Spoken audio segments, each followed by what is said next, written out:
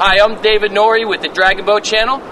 We're down here dockside with a couple of our paddlers who just got off the water practicing.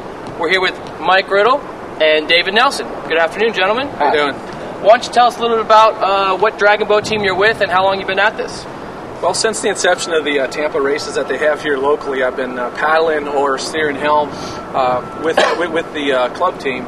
I also have a corporate team I work with, and I've also was blessed enough last year during nationals to helm for the Pink Dragon ladies, the cancer survivor team here in Tampa. You had a great hat. So it was a lot of fun. That's an amazing story. You know, there's a lot of people down here come from different backgrounds and paddle for different reasons. Why don't you tell us a little about how you got involved and what brought you out here? I started a few years ago with the Moffitt team on the corporate races that they had, and I enjoyed it then, and I saw how the practice sessions could be improved for the corporate team. So I volunteered to be the trainer and helm for the corporate team, and so I stepped up a little bit more because I enjoyed it so much and started in with the Dragon Boat Club team. So I kind of do both right now. But the Moffitt team, the corporate race coming up, is to benefit the Breast Cancer Factors program at the Moffitt Cancer Center. It also benefits the Florida Aquarium. They kind of split the proceeds. So it's a great opportunity for those to participate at several different levels to benefit two great institutions in Tampa Bay here. Now, David, you were telling me earlier you've been doing this for 3 years. You got a big race coming up, the big Tampa event. What does that mean to you guys? Well, first race we have is Tavares. We'll be up in Tavares with the club on March 31st, and then the club also has the race in Tampa. That means a lot. It's your home course, so you want to make sure you show up.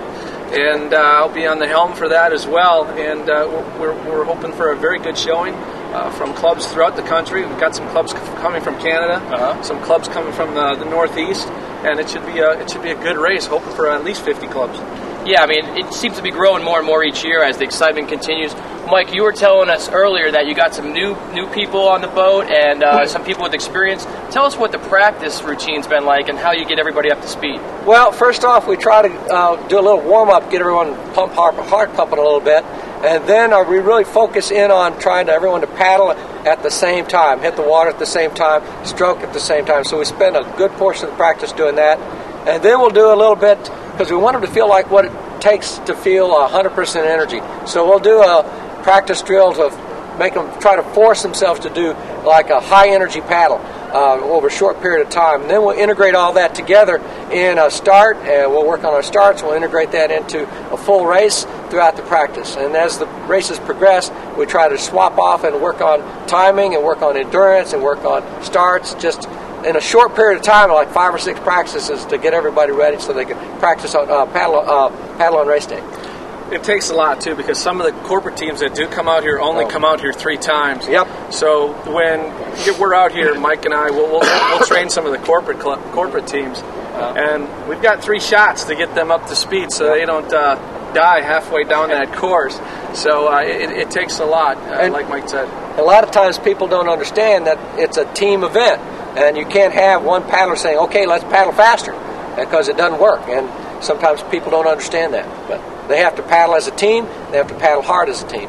Well, we got a lot of viewers that log on to the Dragon Boat Channel from up north, the West Coast, Canada. Tell them about what it's like to be down here in beautiful Tampa and the scenery and this Garrison Channel that you guys practice on. One of the few places we can paddle all year round, that's for sure. And the water's nice and clean, the weather's beautiful, there's not much that can beat it. I mean, we've got a coach that comes down from Canada, and he says this is paradise when he comes down.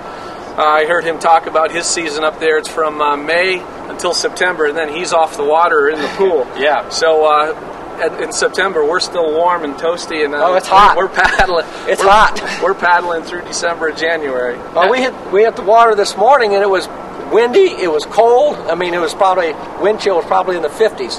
But that's what it's like in Tampa. That's about as cold as it gets for a practice session here. So if you want to paddle in good weather, come down here.